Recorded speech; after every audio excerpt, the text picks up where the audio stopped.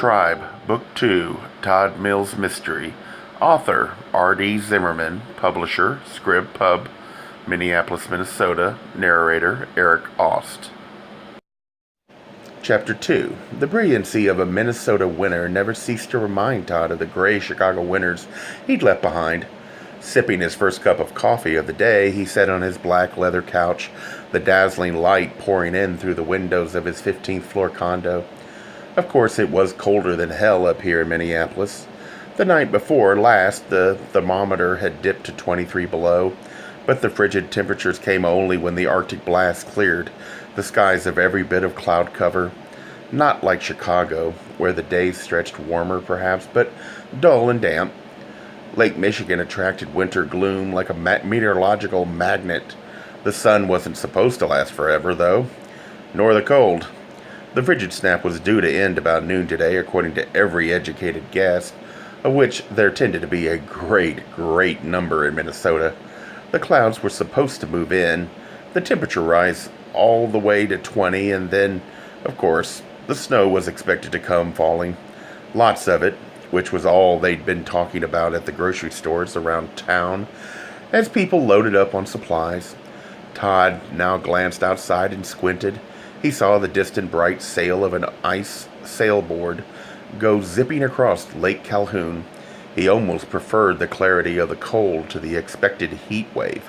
Having gotten out of bed only 10 minutes earlier, he stretched and yawned and rubbed his stubbly beard. He wore a large gray t-shirt, faded blue jeans, no socks. Now in his early 40s, his light brown hair was just beginning to gray, and he took pride in being in almost as good a shape as he was in his college days. Maybe today he'd go to the gym. Maybe not. He hadn't worked a day since his lover Michael had been murdered, and the scandal of their relationship broadcast on all the media, and he didn't know if he'd ever work in television again. Not because he hadn't had any offers, but because that drive and thirst seemed to have evaporated. Hard to imagine that less than 6 months ago, he'd won 2 Emmys, been the hottest TV reporter in town, if not the Midwest, and was about to be offered the anchor position on Channel 7. And now, perhaps this was a midlife crisis. If that were the case, though, shouldn't he be in turmoil, or at least experiencing angst of some kind, instead of this subtle sense of peace? He took another sip of coffee, then reached for the shoebox full of photographs that sat on the coffee table among the many things he wanted to accomplish in this, his first pause in his professional life. He'd taken his first job at a public television station just a week after graduating from Northwestern 20 years ago, and had worked constantly since. Was to sort through all these pictures and get them into some albums. He also wanted to paint the second bedroom that he used as his office, get some new skates, and do some writing about what it was like to be closeted for so long in the television industry. Pulling out a handful of pictures, he came to one of his father, taken not long after he'd immigrated from Poland following World War II. There he was, strong and smiling, dressed in a suit, hair slicked back, square-jawed and striking. The man who'd studied in Warsaw to be a doctor and ended working in an automotive parts plant in Chicago. The man who'd castrated the family name from Milkowski to Mills. The man who'd married an American beauty and never spoken his native language again. He and Todd had some terrible fights, particularly in the later vodka-sodden years. There were pictures of their cat, the huge black one, Trix, the little brick bungalow in Chicago that was the family's first house, the big station wagon, all shiny and new, the trip to Yellowstone, his kid brother Timmy, once so scrawny and shy, standing there in shorts and a Davy Crockett raccoon hat, now a stockbroker in New York, his mother simple and sweet and beautiful and young. Todd peered at the picture, shocked at how youthful she looked, her hair dark and thick, her face so slender. Now she lived in a trailer park in Florida, white-haired and happy, her own life having had a renaissance with the death of her husband. And the next bunch, Todd fished out a handful of photos from college. His dad had been so proud that his oldest son had gotten into Northwestern, and there was a snapshot of them loading the car with Todd things. Another of them unloading the car, yet another of his mom and him and awkward Timmy on the front steps of the dorm. Oh, brother. He remembered his dad and that camera and that first day. Snap, snap, snap. It had been so embarrassing. What are you grinning about? Todd looked up, saw Steve Rollins stumbling out of the hall and wearing Todd's white terry cloth robe. He was shorter, a tad stockier than Todd, and his brown hair was ruffled, his dark eyes puffy. Of all the things since Michael's death, this budding romance with the police detective had been one of the most confusing. Rollins was more than good looking, more than nice, but... Well, look who's up, said Todd. Some of us have to work, you know. Hey, I've been working. I made coffee. There was no need to tell him where the mugs were because Rollins had been spending at least a couple of nights a week here for the last 2 or 3 months, and he would have been staying more, but for Todd's reticence, simply now that Todd was out of the closet in a major legal way, he wasn't sure if a full-blown monogamous relationship was what he wanted or needed right now. He'd never just dated around, let alone gotten to know himself as an openly gay man. So, if this wasn't the time for these things, when would it be? He asked, "What do you want for breakfast?" "Just coffee," said Rollins as he poured himself some. "I'm supposed to be down at the station in a half hour, so I'd better get in the shower." "Will I see you tonight?" "Actually, I'm busy." Seeing the all-too-obvious disappointment on Rollins' face, Todd added, "I'm having dinner with Janice." "I see." The answer didn't seem to appease Rollins, which was part of the problem. Todd needed space, time, not guilt at not giving himself fully to Rollins. So even though he was a tad resentful at explaining just why Rollins wouldn't be welcome at dinner, he knew he had to, after all. Todd wasn't sure he wanted to lose Rollins either.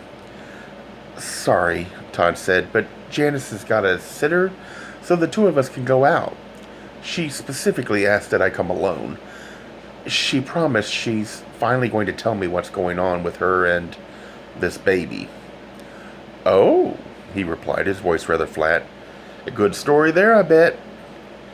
"All she's told me is that it's some client's kid. What I can't figure out is why she's gone so gaga over her." "Maybe it's her maternal instincts flaring up." Rollins came into the living room and kissed Todd on the top of his forehead. "Listen, you two go out and have a good time. I just can't get enough of you, but that's my problem." "Thanks. So what are you looking at?" "Old pictures." "Of whom? Old lovers?" "Oh, well, kind of." With a laugh, Todd reached into the box, sifted through a few more pictures, pulled out one of a blonde girl. "Here's one. I dated Kathy in high school for about 6 weeks. Next, he pulled out one of him walking down the aisle with a slender woman in a white dress. "Oh, shit. Here's my wedding picture." "No kidding?" Before Todd knew, Rollins was perched next to him on the couch, pulling the photograph from his hand. There was Todd, looking so virile, so happy. He remembered thinking this proved it. If he was getting married, he couldn't be gay. And Trish, tall and radiant, her dark hair flowing over her shoulders. They looked the ideal couple. She was pretty. Yeah, she still is, too. I've seen her only a couple of times since we were divorced, but I hear she's doing really well. She's a pediatrician. Todd took a deep breath, knowing this was on his list of things he had to do. "I've got to write her, or call. I never talked about my being gay, even though that's obviously why things didn't work out between us. She must know. I'm sure she does, particularly after Michael was killed. The story had not only made all the local papers, but the New York Times as well. Still, I need to set things straight." "So to speak." Rollins rubbed Todd on the back of his neck. "Man, I can't imagine you married." "Those were my deep denial years. I was just trying so hard to be normal." "But you're not. Hasn't anyone told you that you're deviant?" God, I was so stupid. Not only was I messing up my own life, but a lot of other people's too. Todd groaned, reached into the box of photos. Look, here's an old picture of me and Janice. It was a faded color snapshot. The two of them dancing at some frat house kegger. They both wore bell-bottoms, their hair was long and free, and their faces looked simple, even pure. My favorite dyke, said Rollins with a grin as he studied the picture. Wow, you two were just a couple of kids. That was taken back at Northwestern, when we were little boyfriend and girlfriend. Can you believe it? My, what a curious and queer relationship that was. And look at both of you with those jeans, a couple of little hippies, huh? We did have fun. Rollins stared into the box and asked, what else you got there? Todd dug around and finally pulled out a large group photo. Here's a group photo in front of the frat house I lived in. Todd looked at the big old brick building with the large terrace out front. All the guys were gathered there, the faces so eager, so young, so full of unbridled energy. Some of the guys were holding beers. Others looked to be screaming, and most had long hair, scruffy clothes. Immediately, Todd's eyes fell upon not his own face, but another, and immediately a wave of shame swelled over him. It was cold and dark in the basement, and Todd didn't think the other guy was ever going to get there. He'd been waiting 10 minutes already. Shit! He should just take off. Get the hell out of here. Several painful minutes later, he finally heard footsteps descending onto the basement of one of the journalism buildings. Further steps, light and quick. Hi, said Pat, slipping into the shadows near Todd. You're late. I wanted to make sure no one saw me. No one did they? No, it's okay. So how did it go? Asked Todd. The police had questioned Todd that morning. Pat this afternoon, and Todd couldn't hold it in, the question that had been burning in his gut for hours. You didn't tell them anything, did you? They don't know, do they? About us? No. What about you? What did you say? Just that I went outside and heard something. Then I looked up and saw him falling, that's all. I didn't even tell them about the cigarette that dropped right in front of me. Pat let out a deep sigh. Man, I can't believe this. Pat, you didn't see anyone else there on the fire escape, did you? What the hell are you saying? The more Todd thought back on that night, the more he couldn't be sure that Greg had been alone outside Pat's window. That in turn made him wonder if someone hadn't come to their defense. I don't know. I'm not sure what I saw, but there might have been someone else out there. Knowing they could have only one possible ally at the fraternity, Todd said, You told me you'd done it with someone else at the frat house? That, you had sex with one of the other guys? Who was that? What? Are you crazy? He wasn't out there, that's for sure, Pat defensively snapped. I was right there, right inside, and Greg was by himself. He must have slipped, that's all. I mean, the fire escape was all icy. Yeah, it was. You know what they're saying about me at the frat house, don't you? Todd nodded. The word was that Pat was a homo. The frat brothers who'd been in Kevin's room were sure they'd heard Pat about to have sex with a guy. Definitely a guy, because both voices were deep and low. Don't worry, said Pat, who for a moment seemed as if he was going to cry. I won't tell them about you. That was all Todd wanted to know. Thanks! Just hold me, will you? Pat, I don't think that's such a good idea. Something might happen. You mean like sex? Pat stared at the cement floor, a dazed look on his face. That wouldn't be so bad, would it? After all, this has been really hard. The cops and everything. I know, but for fear of what it might lead to, he turned away. He didn't want to touch Pat or any other guy ever again. From now on, it was going to be girls. Only girls. Seeing Todd hesitate, Pat asked, You didn't tell the police what you told me, did you? Todd tensed and glared at him over his shoulder. I told you I wouldn't. Good. Then you don't have anything to worry about. But, Pat, listen, I don't care what they call me back at the fraternity. I won't tell them it was you in my room, and I won't tell them that we've done it. Had sex, you know. Suddenly his voice became stern. I promise no one will ever know, just as long as you do one little thing. Suck me. What? That's right. You have to give me a blowjob. Now? Down here? You got it.